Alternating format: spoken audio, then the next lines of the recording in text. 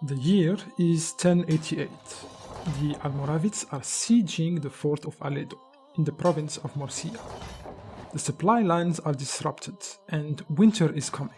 Moreover, news of Alfonso VI advancing towards the fort with additional troops had reached the Muslims. The situation is critical, and Yusuf decides to lift the siege. Alfonso VI, on arriving, reckons the defense of the fort cannot survive another siege. He saves the surviving Christians and sacks the fort before abandoning it.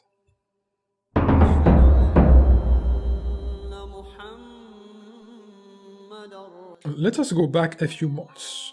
It is 1087, and despite the crushing Muslim victory at the Battle of Sagrajas in 1086, and the many recommendations Yusuf had given the emirs, gambling, drinking, and disputes for leadership became the norm once again.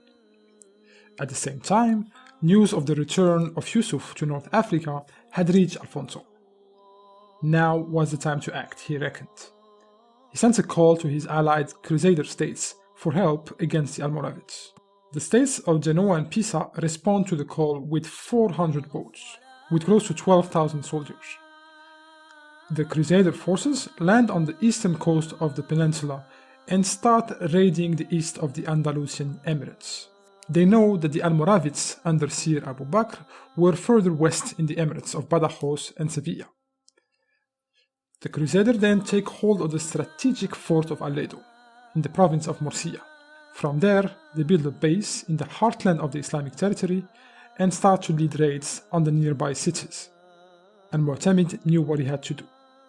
The only thing that he could do, rush back to North Africa to ask Yusuf Ibn Tashfeen yet again for help.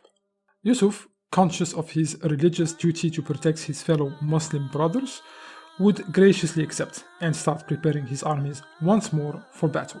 The Almoravids land in Algeciras. From there, Yusuf calls on to the emirs of the different states with the first objective: siege the fort of Aledo and chase the Christians from their territory. Al-Mu'tamid of Sevilla joins with his armies, followed by the emir of Malaga, Tamim ibn Balqin, and his brother Abdullah ibn Balqin, emir of Granada. Al-Mu'tasim ibn Samada, the emir of Murcia, is the last to join the war efforts. The Muslims this time brought catapults for the siege. The projectiles start flying and crash on the walls of the fortified castle. But the Christians are well prepared and have enough supplies stocked up to hold the attack. Not to mention, the mountainous terrain makes it really difficult to move siege equipment around, which gives a natural advantage to the defenders. The siege lasted 4 months. During that time, the emirs argued and complained to Yusuf against one another, and among the major disputes was the one between Al-Mu'tamid of Sevilla and Ibn Rashiq of Murcia. Ibn Rashiq was fighting Al-Mu'tamid over his city's independence, but Al-Mu'tamid presented evidence that Ibn Rashiq had contacted the Christians for help against him, and was actually paying tribute to Alfonso VI. Apparently this fact was known to all emirs. The evidence stacked up against Ibn Rashiq, but Yusuf was not one to take justice in his own hands.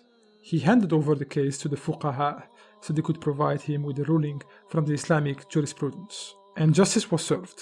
Ibn Rashiq was to be jailed under Al-Mu'tamid, but his life would be spared. Upon hearing the news, Ibn Rashiq's followers were furious and cut the supply line that was used to provide food to the Muslims. The situation became critical. Not only were the supply lines disrupted, but winter was coming, and Yusuf's informants gave the news of Alfonso's troops heading their way. Yusuf had a decision to make. The last thing they needed was to deal with attacks coming from 2 different fronts. So after 4 months, he decides to lift the siege and retreat to the city of Lorca. Alfonso then enters the fort and realizes they are in no position to hold it for much longer. He then orders his troops to sack the fort and abandon it to the Muslims. All things considered, the siege is a small win for the Muslims, as their primary goal of removing the Christians' presence from Muslim territory was accomplished. However, Yusuf was not happy with the result.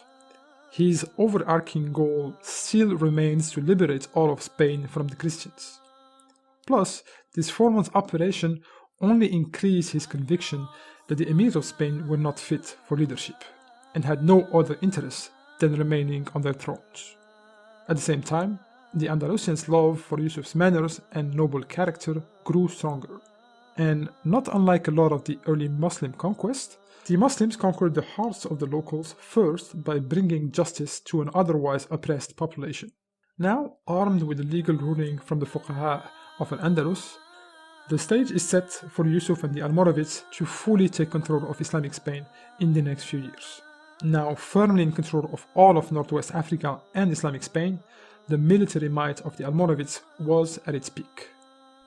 Interestingly, the Abbasid Khalifa in Baghdad, at the time of the Almoravids, was al-Mustasir, and was completely irrelevant politically.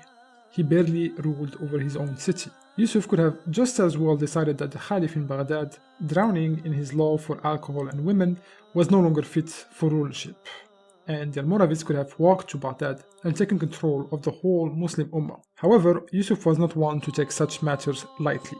According to Ibn Khaldun, he even wrote a letter to the Caliph declaring his allegiance to him, out of respect for the Caliphate and to keep a united front. Unfortunately, we have seen many times in history rising Muslim dynasties attacking their brothers in faith under false pretext. But Yusuf would not be one of them.